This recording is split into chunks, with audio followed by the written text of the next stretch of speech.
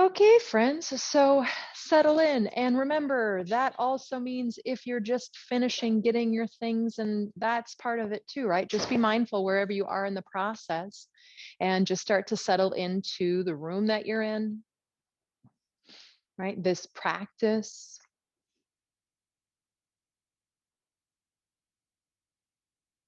And let there be a transition from whatever you were doing before you got here, right? Whether that's at home on your mat or whatever. But let there be a transition that happens right now as you settle into this next place.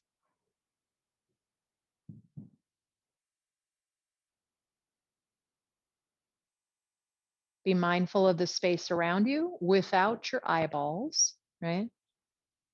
So sensing the space non-visually, I guess I could say. There are probably sounds, maybe some of them in the room with you, maybe some from a mile away.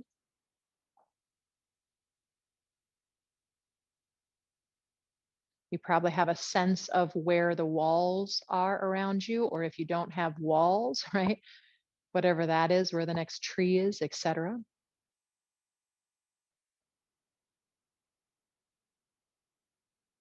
Most of us have some source of light. Maybe it's simply from a lamp or the light above our head. Maybe it's the sunshine coming from millions of miles away.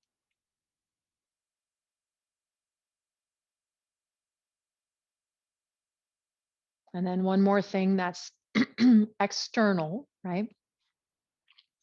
Sensing that oxygen. Can you sense oxygen? I don't know. Your body can. It can sense carbon dioxide real well, right? That's what tells us if and when we need to breathe. But are we aware of it? Can we be aware of it? I am not sure about that. But what I do know is every time you take an inhale, you bring in a gift from the plants and the trees around us, right? And every time you exhale the gift of carbon dioxide. So get an idea of that if you can't sense it.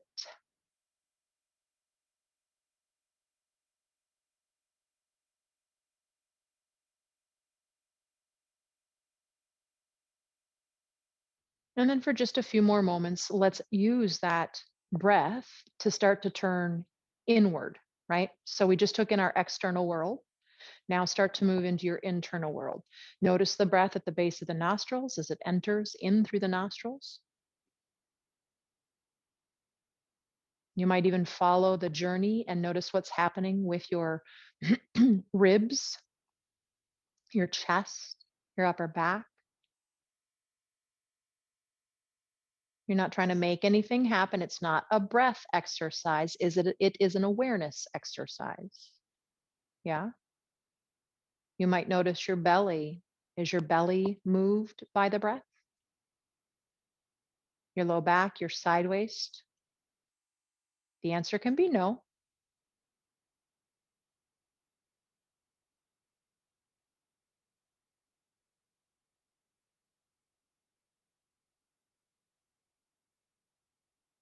Our very first move, you can keep those eyeballs closed, those eyelids, and go ahead and let your crown of your head draw a figure 8 above you. We've been playing with this lately. It's a side-lying figure 8, or you can think of it as an infinity symbol. And so the more important piece for me today is the transition. Go ahead and switch and go the other way. And just notice if there was a hiccup. That's not wrong. Don't judge it. Don't judge yourself for having one. It's not a big deal. But we're going to go through those two directions again. And I want you to try to smooth the hiccup out. So move slow enough that when I ask you, go the original direction, you can try to smooth out any hiccups. And we've got one more of those. Move slow enough so that right now, when I ask you, turn or move and go the other direction, you can try to smooth the hiccups out.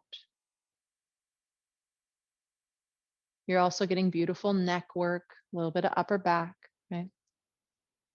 Come on back to center. You can open the eyes or leave them closed. You're going to imagine the crown of the head reaching up, right?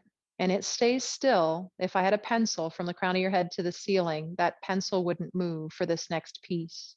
Gently turn your head to the right. So can you sense that? Inhale your head to neutral, that you're moving on, rotating on the axis. Exhale to the left.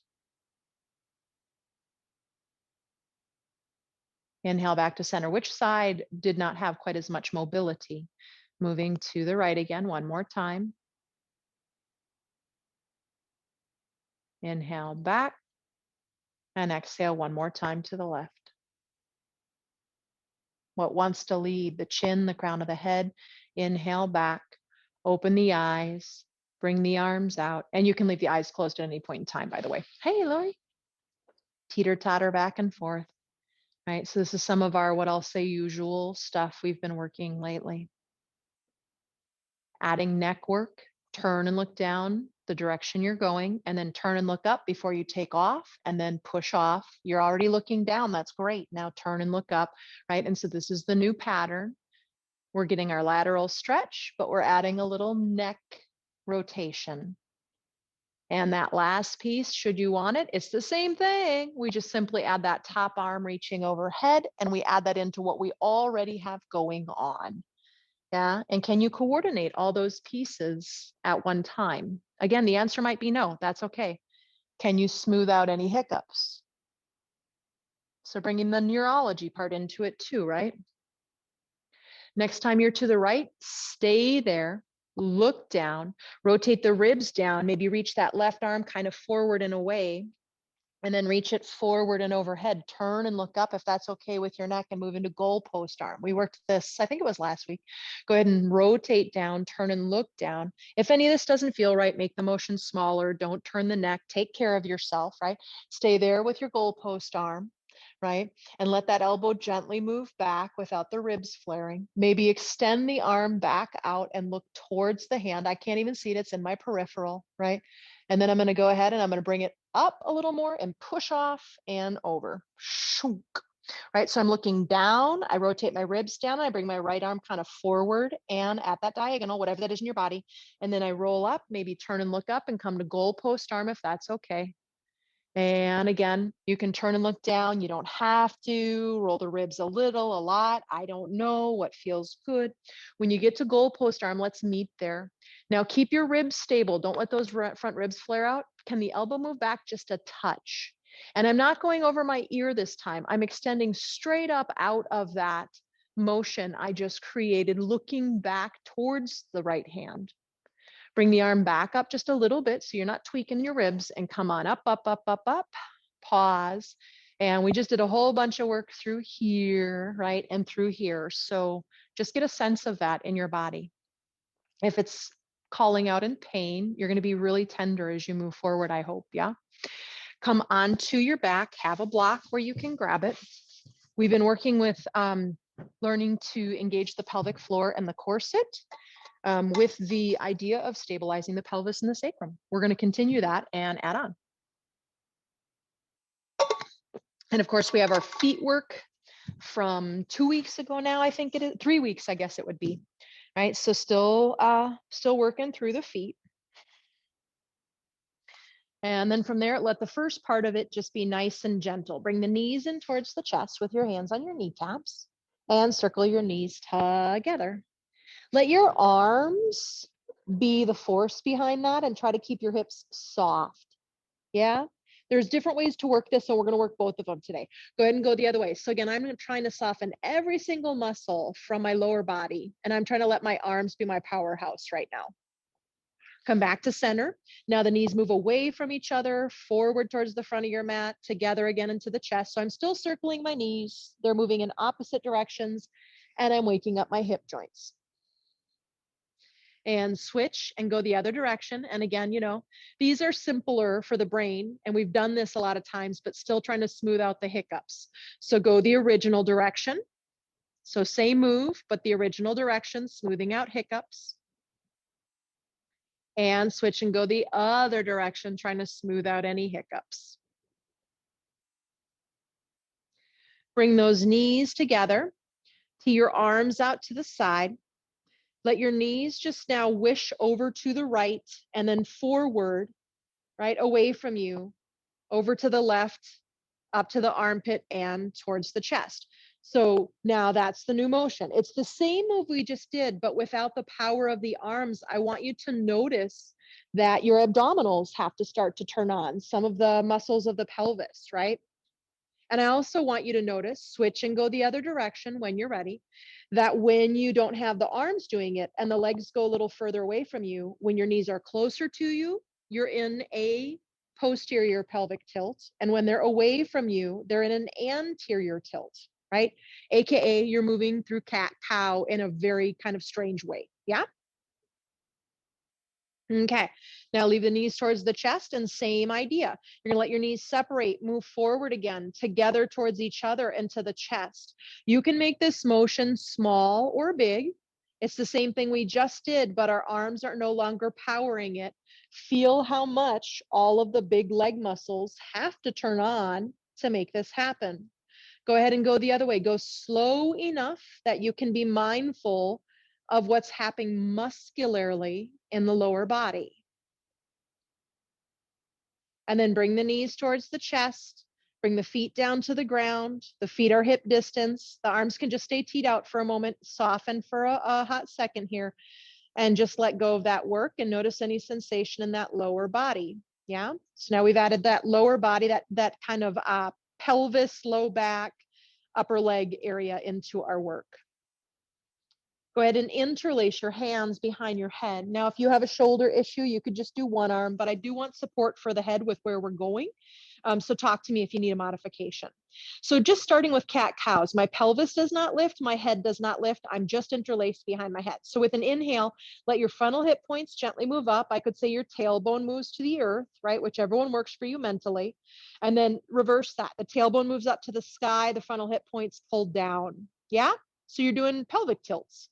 So inhale into what would be cow if we were on hands and knees. And then your exhale brings you into your cat. And do that one more time. Inhale into cow. Notice that your neck gets longer when your low back arches. And then exhale, as you pull the low back down, right, you get a bigger curve in your neck. So now do that one more time with the awareness in what happens in the cranium area when you move your sacrum. Yeah, makes sense? It's subtle stuff, friends, very subtle stuff. Come back to center. So now we're going to add on, right? So that we keep the cow, we inhale, we let the low back lift. We're going to keep that piece, but here's where we're going to get a little more intricate. Exhale, pull the low belly down, flatten the spine and let that lift your upper body an inch or two. Don't go very high. And inhale, I come down, I come into my arch, my neck lengthens, my low back curves. I exhale, I pull my low belly down pretty mightily, and I try to lift my upper body an inch or two. So this is the new thing. So now go ahead with this pattern. And while you continue doing this, I'm going to add a couple of things in. I want you to imagine that the block is between your thighs, and you have that block that you're holding between your thighs. Right? Especially on the exhale when you come up, by the way. Now, the next time you come up, maybe once you're all the way at the top, bring your elbows in towards each other. That's going to lengthen the back of your neck and your upper back muscles, right? Inhale. Don't get yanky. Don't pull or be abusive. Don't think you're going to get more out of it if you shove your chin into your chest. It's not cool to do, right? Gently, the elbows reach up and in, and I just get this really natural length by being soft. My neck's not doing this at all, right? And then the last piece, should you want it, so 1 is the low belly, 2 is the lift, 3 is the elbows, right? And 4 would be, once I've done those 3 in succession and I'm all the way up, I might pull my knees into my elbows. I might not, depends on how I'm feeling today, right? And to me, one of the most important things is slow and controlled as you come down. So the down is almost more important than the up to me on today, right? So 1, belly down, 2, I lift, 3, my elbows move in, 4, my knees come to the chest. Can you make those 4 separate steps within one move? Yeah. And then that nice control on the way down. Now you're going to keep doing that on your own breath and your own timing. And one more refinement, should you want it, if you lift the knees, do not let your feet move into hip distance or from hip distance, right? You feel that? That's our outer legs trying to do the majority of the work, maybe our buttocks, various things, right? So if we keep those heels and knees in line with the buttocks bones and keep the legs in neutral rotation, it's asking different, healthy, awesome muscles to work, right? So try to do one more. And this time when you come up, if you're working with your knees coming in, your knees could stay on the ground. You're going to wish wash. Your elbows are going to go one direction and your knees are going to go the other. And it's not as much about core work now as the wringing out of the abdomen. So you can go at a pretty good clip, right? Being mindful, but just meaning like you can move faster than the breath for this. And just wring the abdomen out a little bit. Come back to center. Please control that on the way down. Oof. How about we take a rest? Walk your feet out the width of the mat-ish. Lean the knees in, bring your arms into Shavasana or somewhere where they're comfortable, and just let the belly be so soft. Like really, really pay attention to that. When you inhale, can your belly be so soft that it floats up to the sky? And when you exhale, can it be so soft that it gently moves down towards the spine, right? And if the answer is no, you have a hard time letting go of tension in your abdominal area and your abdominal wall, right? And that doesn't mean you're a bad person. That just means, oh, that's something I should probably try to figure out. So I have a healthy muscle that can contract when I need it to, but it can also soften when I need it to. That's what I think healthy muscles do, by the way. They can do either when we call upon them. Walk your feet back into hip distance. Take the block, the lowest setting between the thighs, but the longest setting as well. Does that make sense? I'll turn slightly in case it doesn't, so that I have most of the width. Now, if you're short-limbed and it's better for you to do the shorter end going through your thighs, you should totally do that, friends. I want you to be comfortable-ish here. I'm not saying I love the block between my thighs, but you know. Okay, so release your arms into Shavasana. Be subtle with me this morning if you don't mind, right? Take an inhale. You're not doing a thing, right? On your exhale, slow as you can, start to move into the block just until you feel your inner groin engage, right? So 20% maybe. And then inhale, soften and let go. Be that subtle with it. Don't get aggro on me right now. Exhale, you'll miss all of the good stuff. Exhaling, and you're gently, slowly moving into the block until probably at about 20-25%, you're going to feel your magnus adductor turn on, right? That's the biggest inner groin muscle. And so you're going to continue doing that on your own breath, right? Now, this time when you move in, awareness, this is awareness. I want you to feel how when that movement into the block happens, right? Probably you feel your perineum pull up towards the crown of the head. That's on the exhale, right? So now add another piece to that. As you move into the block on the exhale gently and feel that perineum pull up, can you pull the low belly gently down without flattening the low back this time? Now we are not moving the pelvis as we engage the corset. Is that even available to you, or is this so confusing, right? We're getting nitty gritty because I think this is worth getting nitty gritty with, right? These muscles are some of the hardest muscles to retrain in the body. We've got some of the most protectionism that happens in these muscles. When we go into fight or flight, the very first muscle to turn on is the psoas, and then around it also this magnus adductor and some of the other muscles to get you ready for fight, flight, or freeze, right? And that's not to talk about all the asymmetries of when we're mobile and moving and the things we turn on that we don't need to and the things we don't turn on that we should. And that's me too. I'm not out of this. I'm in the same school. Okay, release that work, put the block to the side. Whew. Walk your feet wide, lean your knees in, let everything be really soft, especially the inner groin, the pelvic floor. This time when you inhale and the belly rises, can you feel how that diaphragm of the pelvic floor softens, widens, and almost moves towards your heels or the foot side of the mat anyway? Okay, so now we're going to take that and we're going to add on and get more, use some of our regular poses with that information, right? So bring your right knee into your chest, grab the backs of the thigh, push the heel up and just say hi briefly to the back of the leg while we're here. As you push your thigh forward into your hands pull back into the thigh. That isometric action hopefully causes the spine to lengthen, the corset to turn on, the pelvis to stabilize. Take another breath, and hopefully you're feeling your hamstrings, maybe your calf, your Achilles tendon. Go ahead and bring that foot down on the ground. Bring the left leg in. So this is that pelvic stabilization stuff we worked last week, right? Push that heel up. Your leg does not have to be straight. I could give a crap about that. Push your thigh forward into your hands. Your hands pull back into the thighs. That isometric action, right? That means nothing happens at my hands and my thighs. That's what isometric is. But the contraction happens, right? In my low belly. It stabilizes my pelvis, and I get longer in my left low back. Take a breath. So it's a way we kind of trick the body into traction, into engaging particular muscles we want to engage. Go ahead and bring that foot down on the ground. Go ahead and bring your arms in and grab the edges of your mat with your hands. Literally, physically grab your mat. With your feet on the ground, I want you to pretend the block is between your legs. Gently move into that imaginary block. You could use the block if you need to, of course. In training, sometimes we'll use it for a long time. But feel your magnus adductor, feel your pelvic floor, add the corset. Now, keeping that, push into the heels and bring the body up. So you're not rolling up today. You're bringing the whole spine up as one unit. Roll your shoulders underneath you a little bit. Not the biggest bridge you ever did, please. Keep that lower body work, that stability, and then push your elbows, your shoulders down and open the chest without compromising the low back. Take a breath. So it's not probably the biggest bridge you ever did. That's okay.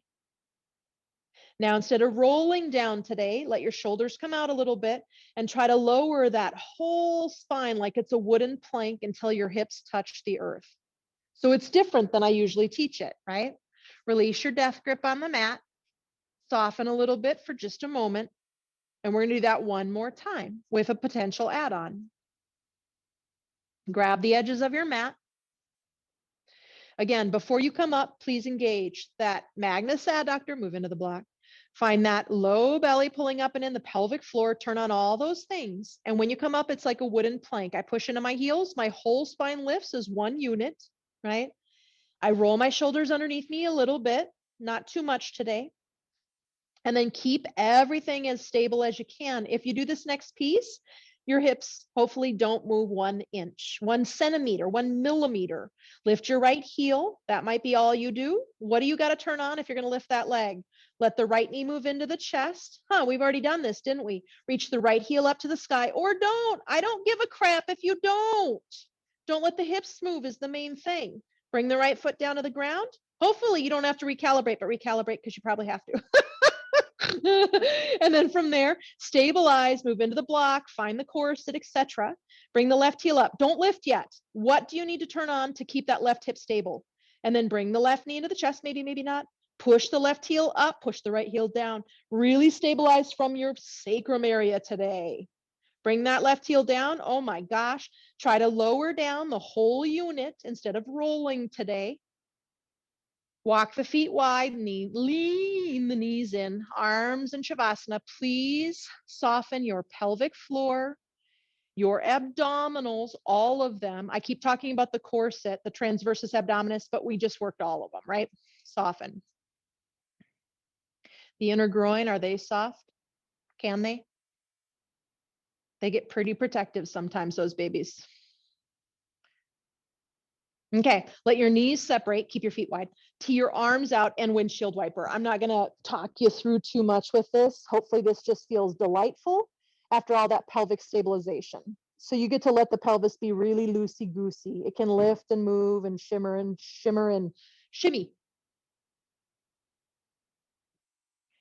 I got to take a belly dance class for a bit with Hanan here in town, and oh, I loved the shimmy was my favorite. I was like, I don't even know exactly how to do this, but I like this movement. And then when you're complete, bring the knees back up through center, walk your feet into hip distance, bring the knees in, grab the backs of the legs. You know, you can come up a different way if you need to, right? Tone that low belly, pelvic floor, and then rock up. Feet hip distance. Grab the backs of the thighs.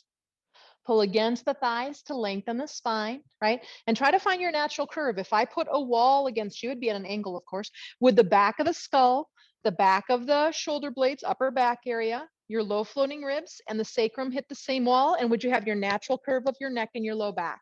best you can without that tool, right? Now flex your feet and point through the ball mounds of the big toes. That's our footwork from 2 weeks ago, right? Or 3, I guess it was 3. Move into that imaginary block between your thighs. Imagine that push-pull action we did earlier. This might be plenty for you. This is a lot. Let your knees separate a little bit, Marianne. And then maybe lean back and bring the heels up an inch, right? If you want to bring the shins up, bring the shins up if you want to add on. But if your knees go wide, don't do it. If your low back rounds, don't do it. If your corset turns off, don't do it. Not today. That's our main focus, right? Put your right shin in front of your right. Come forward to seated. It's so funny how I'll say that sometimes and people are still up here trying to, and I'm like, oh gosh, no.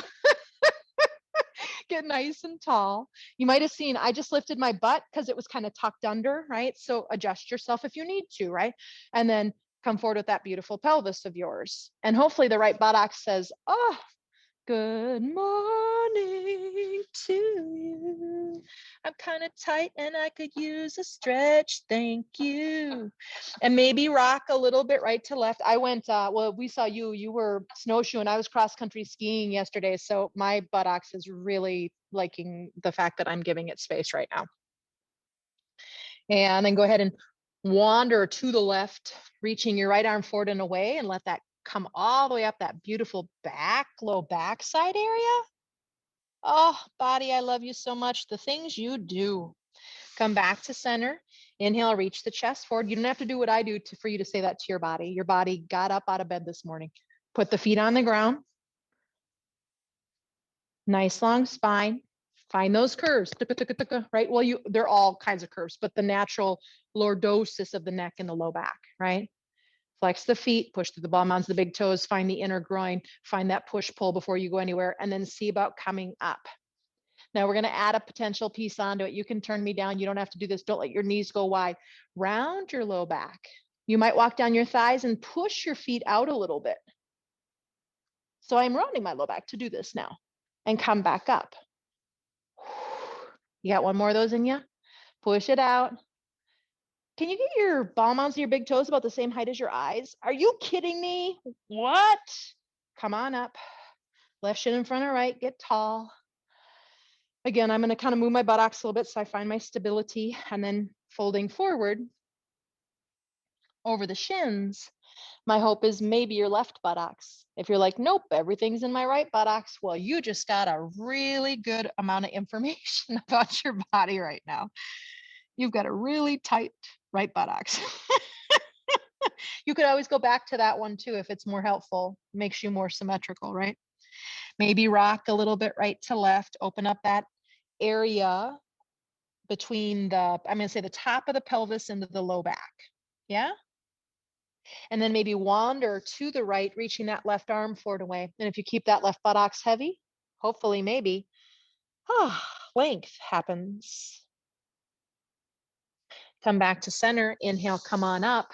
Come to hands and knees. Feel free to pad. We won't be here for too long, but I'm a padder at this point in time.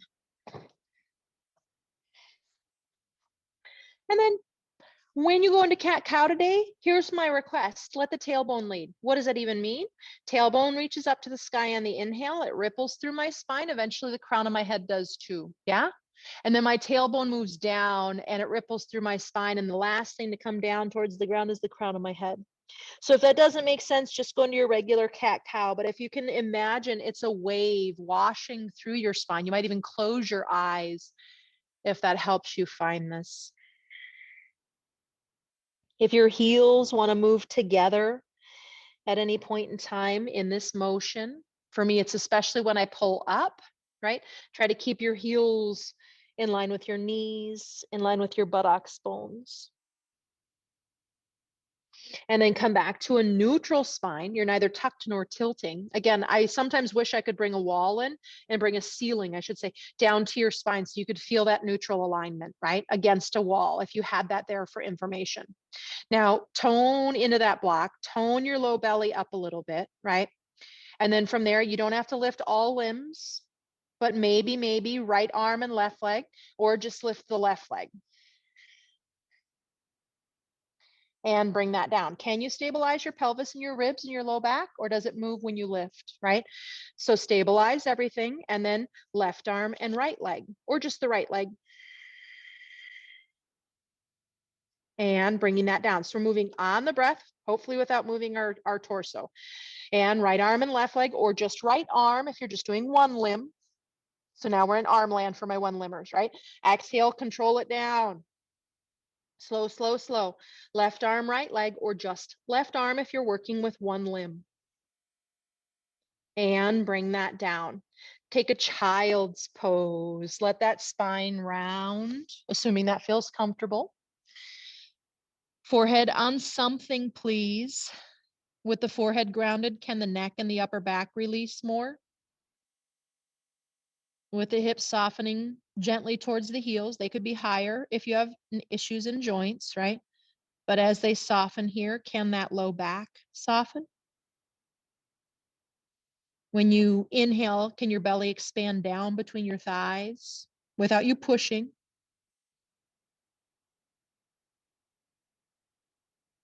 Come up to hands and knees. We're going to move that blanket out. If you're working on a blanket, we're going to be on the pelvis. If you prefer to unfold it so it's less height, you could do that as well, but I'm just going to ditch it, right? So now I'm on hands and knees, but I'm going to walk my hands about a handprint forward, something like that. And then I'm going to move my shoulders forward until my shoulders are over, AKA half plank is where we're trying to get to. Yeah. And then move into the block, tone the abdomen, right? And we're going to try to lower this down as if we're a wooden plank. I guess it's at an angle, right? But as I bend my elbows straight back, I see if I can keep that spine in one piece without all the extra curving. I come to my belly, uncurl the toes, right? And inhale up into low cobra. My feet push down, my thumbs lift up, right? And come on down. So it's the same stuff I always teach. I'm not adding anything too new, but now here comes the newness. Now you could just stay right there if this is the best place for you to work. But if you can, I want you to bring your ball mounds of your big toes to touch. Your big toes might even touch. And I'm going to kind of walk my thighs in just a little bit, right? Now, I want you to imagine that there were clamps on your outer hips, moving your hips in. I want you to imagine there were clamps. Not medieval torture kind of crap, right? Clamps on your outer thighs, moving your outer thighs into the midline. Clamps on your outer shins, moving your outer shins into the midline. Clamps on your outer pinky toe ball mounds, right? Keep the pinky toe ball mounds heavy. Inhale, come up into low cobra, or don't, right? My feet push down, my thighs are lifting, my belly's toning up, but I'm moving into the midline strongly from my direct outer leg line. And come on down. Release the legs out a little bit. Stack your hands. This one's called crocodile or makarasana. And actually, I like my feet wider than my hips, and that's the traditional posture. So feel free to widen if you want. Now, this next one's kind of, I don't know why I shouldn't label it goofy, but I like it, but it's like, what?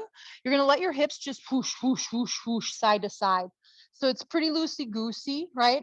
And I'm just letting them, I don't know if you can see it really well on the camera, but in person, I think you can probably see it okay. So the forehead stays down once you figure it out, right? And just let your hips kind of sway right to left and let everything be as loose as you can. Coming back to center. Keep the knees wide, bend the knees, and we're going to do windshield wiper twist. So your knees, your shins, your heels both move to the right. Let the left hip lift if it wants to. Back to center and to the left. Right hip might lift. Inhale. Now I'm assuming this feels really lovely in your low back. Continue doing that if that's the case. If you need a gentler one, I would just let one shin, I'm showing that if you need to see it, by the way, my feet come together and I just let one foot slide down one inner leg. And that way I still get a little pelvic movement without it being quite as extreme, right? And then when you're complete, bring your feet back to center, down to the ground, walk your thighs in. We got one more thing here on our belly. Curl your toes under. Keep your hands stacked. It's a different low cobra that we're about to go into. Push your heels back and let your thighs get buoyant. Low belly tones up, and then inhale into low cobra. Yeah. But with my heels pushing back, I might feel a little bit more of a pull on my iliopsoas complex, right? And or my abdominal wall. Now this might be plenty for me. But I like this one a lot. I'm going to walk my elbows over to the right. I just kind of slide them, right? And then I slide my belly, not my hips, but my belly a little to the right. And then if I pull my hands to my belly button to my hands, and I push more through my left heel, does anybody not feel that left abdominal wall? It's kind of right in this place, right? And I feel it stronger on one side than the other because my right side's tighter, but hopefully you feel that length. Come over through center, belly to center, and then slide the elbows to the left, slide the belly button a little to the left, pull your hands to your belly button to your hands, right? And then push your right inner heel more and see if you can't identify that inner right abdominal wall. Oh, I love this one, especially after being out in the snow. Come back to center with the belly and the arms. Uncurl your toes. Oh, actually, sorry, leave them curled under. My bad, my bad. Bring your hands next to your low floating ribs, elbows in and back. Tone your belly. Tone your thighs in towards each other like a block. Well, I didn't say that well, but hopefully you know it because I've said it 20 times already today. Now come up as a plank, not as a snake. Push into your hands. Or try anyway. And then push back to downward facing dog, which hopefully feels just delightful to neutralize the spine. Feel free to bend the knees, pedal the feet, sway the hips, right? It's our first downward dog of class. So if movement suits you, you should do that. If stillness suits you, you should totally do that. And then breathe, please, no matter what. That's not an option. Mama G does not want to have to do any CPR today, people. Okay, walk your, oh no, actually I'm changing it. I apologize. Inhale your right leg into the air behind you and bring it forward between the hands. And or bring the knees down and step it forward, forklift it forward, whatever you got to do it forward, right? Feel free to bring the blocks in here if you want height. Again, I talk about my short arms and how sometimes both my boob and my belly and short arms, it's hard for me to find my upper back, right? So from there, I push my heel back and reach my chest forward. Maybe that right arm reaches forward and up without that right hip popping out to the right. So right hip moves back in juxtaposition or counter, right? And then bring that hand down, just that this round. We're gonna bring the knee down if you need to. Otherwise, bend the left knee a little bit, tone the abdomen and reach the arms forward and up to come up into crescent pose, right? Find that pelvic wheel so that you find that neutral pelvis. And then once you got that neutral pelvis, maybe you straighten that leg a little bit, but don't lose the pelvis, right? If I push my heel back too far, my pelvis just goes pew, and I crunch my low back. I start to compress my sciatic nerve, right? I don't want to do that anymore. I did that for too long. My poor body got really pissed at me. Bring the hands down, step back to downward facing dog. Neutralize. What patterns are you familiar with that your body might be going into here? And can you just kind of tune in and notice if that's happening? And if you don't know and you're not sure, it's okay. Just do downward dog, not a big deal. Inhale the left leg up into the air behind you, square hip. Step it forward between the hands. Feel free to bring in blocks. There's nothing wrong with that. We're not a lesser yogi because we use them. We're wise. Right heel back, chest forward, right? Tone the abdomen, the pelvic floor. Maybe that left arm reaches forward for a moment on its own. And then bring that back down. Now we're going to bend the right knee a little bit, right? Or bring the knee down. Reach the arms forward, tone from right here in the body. First thing to check into is that pelvic wheel, right? So my wheel would turn this direction on my pelvis, almost like a little hand crank, right?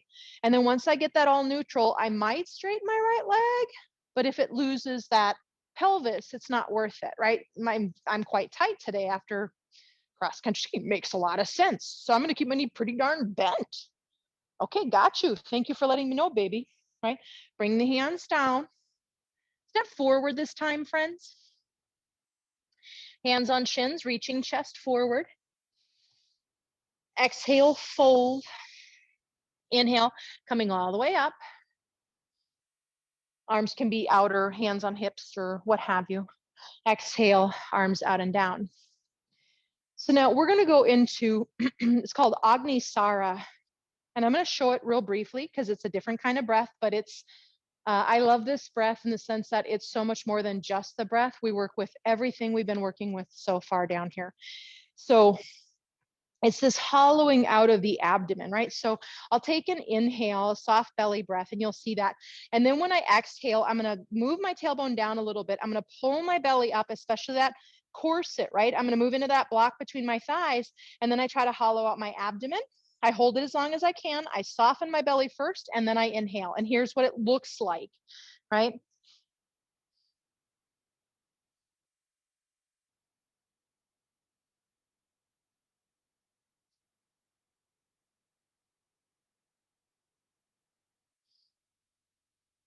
Yeah, it's pretty new. It's kind of weird. I'm breathing in and out of my nose. So I exhale normally. At the end, like we've been doing today, I pull in just to have that little bit of extra pelvic floor and corset, and then I hollow, right? So I'll try to point out the ka, and then I'll point out the hollow. I'll do one more so you can see it. Regular inhale. I tuck my tailbone just a little bit as I exhale.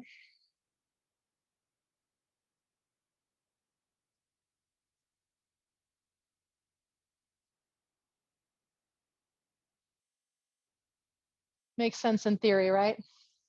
By the way, this is what in Hatha Yoga they believe is the most important breath work that you can do. No, that's okay. That's okay. So you're actually hollowing kind of after you Exhale, find your corset in your pelvic floor, and then it's like I think of how I think of it as I think of a vacuum effect, and almost like pulling my organs and my skin up.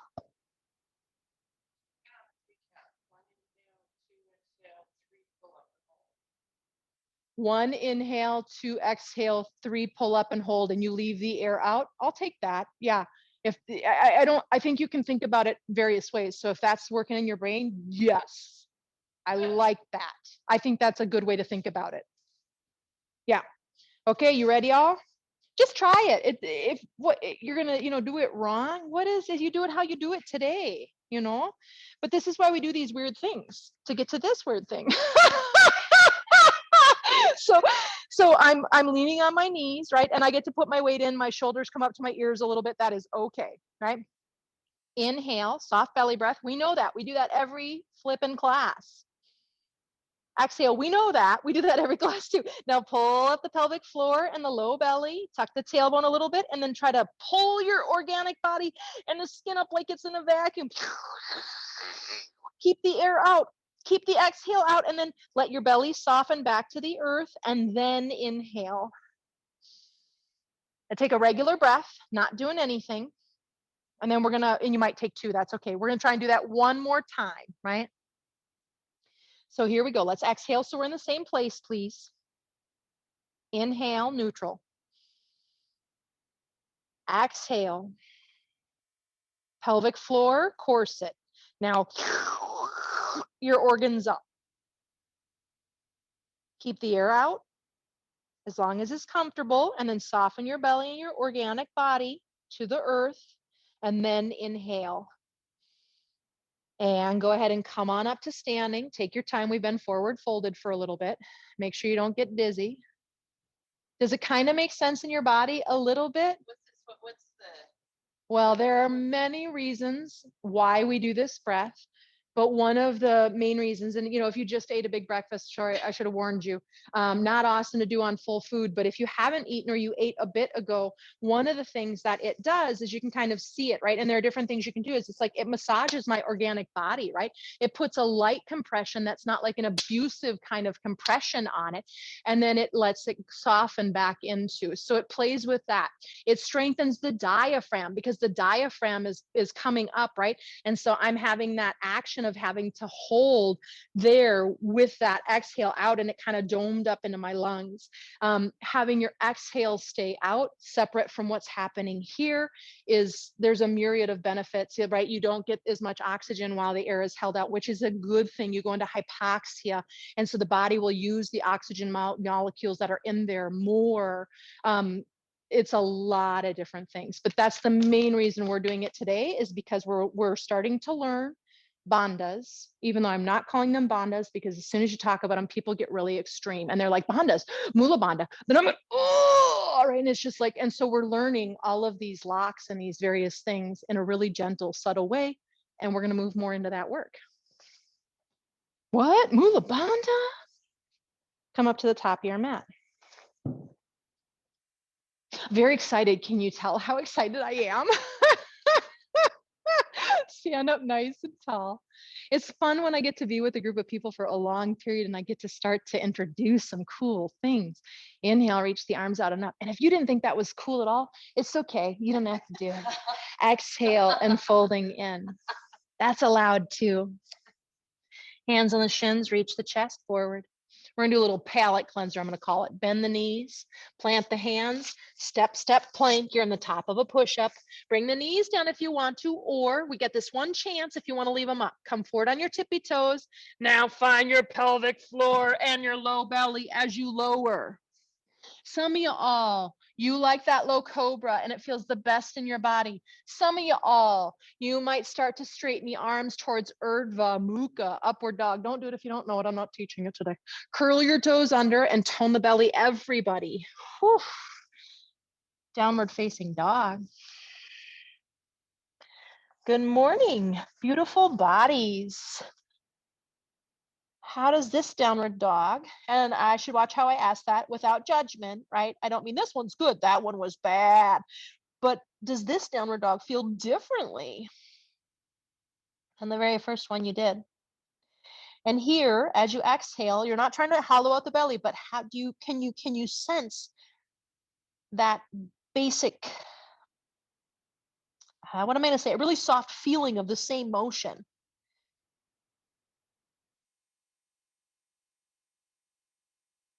And come down into child's pose. Knees wide or together, whatever one works. Arms forward or arms by your side. Again, let it be yours.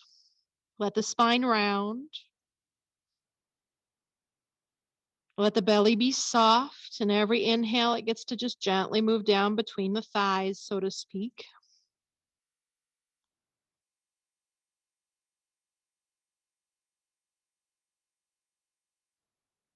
Bring the hands by the knees and push up. If you have knee issues, you would come to kneeling, right? Otherwise, just bring the knees together and you're just going to scoot your butt to one side and shift your legs around. Oh, no, I'm changing my mind. I apologize. Move your legs over to the right where they just were. Oh. Now, for me, I do this twist. I like this twist. Actually, I haven't taught this in a while, but I get really an uneven pelvis. So I find just bringing like a blanket or a block underneath that left hip incredibly helpful. They can be a little uneven. They often are, but it's not hopefully this thing, right? So let that right hip get heavy. And then we go ahead and we're going to twist away from our legs, our shins. So we're going to bring our right hand either to the inner left right groin or the outer left. Figuring out my directions here. Inhale, get really tall. Be careful of flaring ribs. And exhale, move into your twist. And breathe. Every inhale, can your spine get taller? And hopefully you have an awareness of the tall, the elongated spine, right? Because a lot of the work we did stabilized our spine today as we moved. Keep your shoulders where they are. Turn your head over that right shoulder-ish. And turn the body forward. Now you could bring your legs forward and all the way around, but for some of us, if knee issues aren't a problem, we can just do a flip flop. And I'm going to move that blanket over. Again, I like something under my hips. I can do it without, but it just feels like I'm struggling the whole time, right? With this really cockeyed pelvis. So get that left hip heavy. It might not be down to the ground or as low as the right. It's okay. Left hand inner or inner leg or outer leg, I'll say, right? Fingertips back. Get tall before you go anywhere, right? And then side waist, and then arms, and then upper back, and then neck. And then, every time you inhale, can your spine get taller? That's more an energetic sense than you trying to force your body into something, of course. Keep your shoulders where they are. Turn and look over that left shoulder.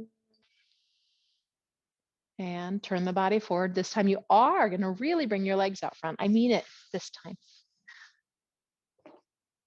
Let's go ahead, and we're actually coming down onto our backs, friends. So a little bit of awareness in the bottom on a big toe 3 weeks ago. A little bit of awareness of moving into a block 2 weeks ago. A little bit of that low belly, moving that spine into that rounded position, trying to roll down one vertebrae at a time. Whatever that is in your body today. Okay, so you got a couple of choices here for your final twist. You have the windshield wiper with the feet on the ground. That's a little bit more kind of hippie, thigh-y. Knees coming into the chest for many of us starts to bring it more low back-y, right? So tee the arms out, either choice, and then let your legs move over to the right. Try to soften once you get in, whatever you just chose. My windshield wiper friends, you might put your right foot on your left thigh. I'm showing that variation. And my knee hugging, we're going to do this one more time and you'll get another option in a hot second. Head might turn to the left. And then all of us, we're going to bring our legs back up to center. And then let the legs go over to the left. Again, once you get settled in, the one variation for my windshield wiper friends is maybe left foot on right thigh. My knee hugging friends, just leave them set. We'll go in one more time in a second. Head might turn right. Inhale, back up. So if your knees are closer to your chest, cross your right thigh all the way over your left, right? My windshield wiper friends, you could do the same and walk the left foot to the middle of the mat. Now let your knees move over to the right, maybe turn the head to the left, and that might bring it more into that left outer hip, low back kind of area. If it's not pleasant, don't do it. You don't have to. And bring the legs up. Uncross, recross, left thigh on top or right, either right foot on the ground in the middle of the mat or knees towards chest. They bring different things, right? Let the legs move to the left. That left leg kind of weights your right leg in. You might turn your head to the right. And you know, my right shoulder is coming off the earth. I just soften it down towards the earth again. Notice how this shifts the twist for you, if it does at all. Inhale the knees back up, uncross, and put your feet on the ground. Lift your hips about an inch or two and bring them back down just to get everything all calibrated.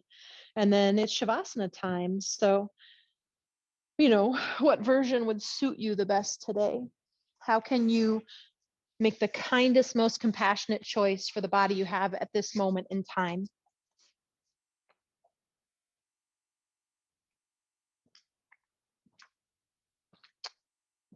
Physiologically, as you soften your muscular body, it will literally widen down into the floor. So maybe get a sense of that.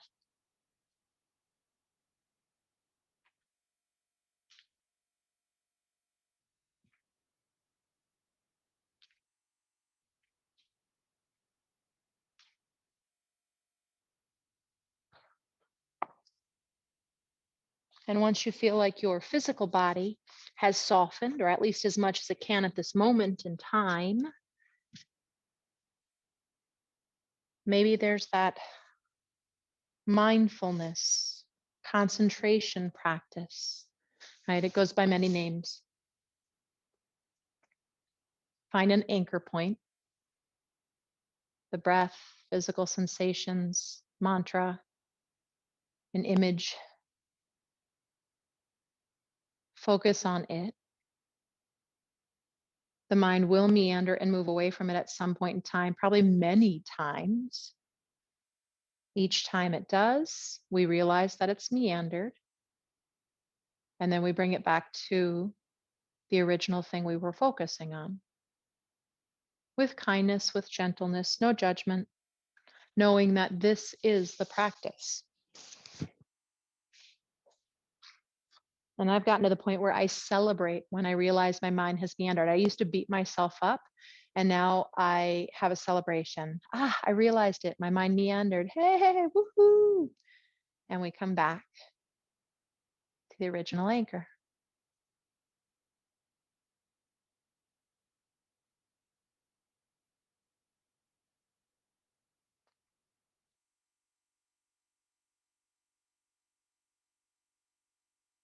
And thus we retrain the brain, and we also grow the set amount of attention we have, because we all have a finite amount of it, right? But we can change that set point and have more through this work.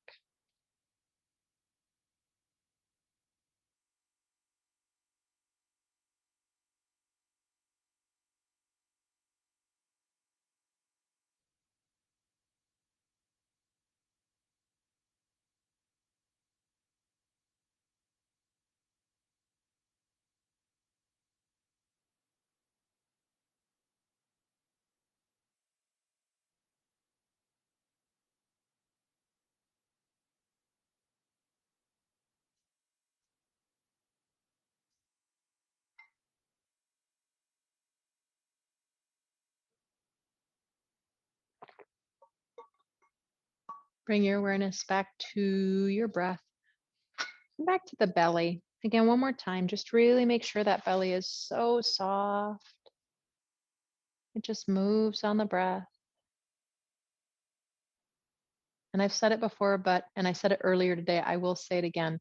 A healthy muscle is a muscle that can contract when we need it to, and it can soften well, I won't say need, when we ask it to, right? It can contract when we ask it to, it can soften when we ask it to. We need both. We need strength and we need supple.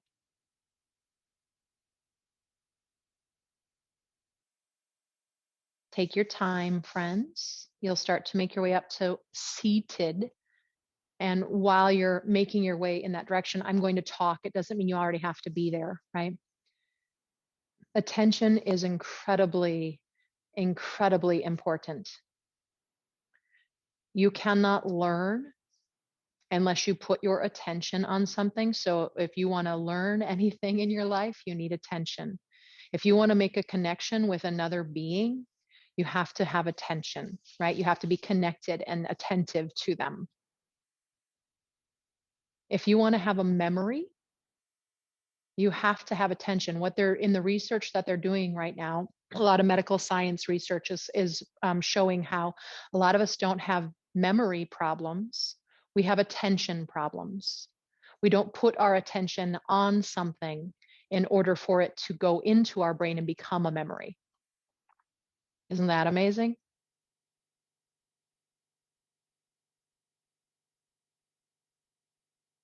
So what do you give your attention to? I give mine to, it's changing. It's definitely changing, but my past patterns are being really hard on myself, telling myself I'm not enough in various ways, right? Being really judgmental and jerky to other people and my thoughts, and feeling superior to them. Like, I don't want that to be where I spend my time. Right here, right now, this breath, this moment. Bring your hands together. Inhale. Bow your head into your heart. Taking a moment of gratitude. Namaste.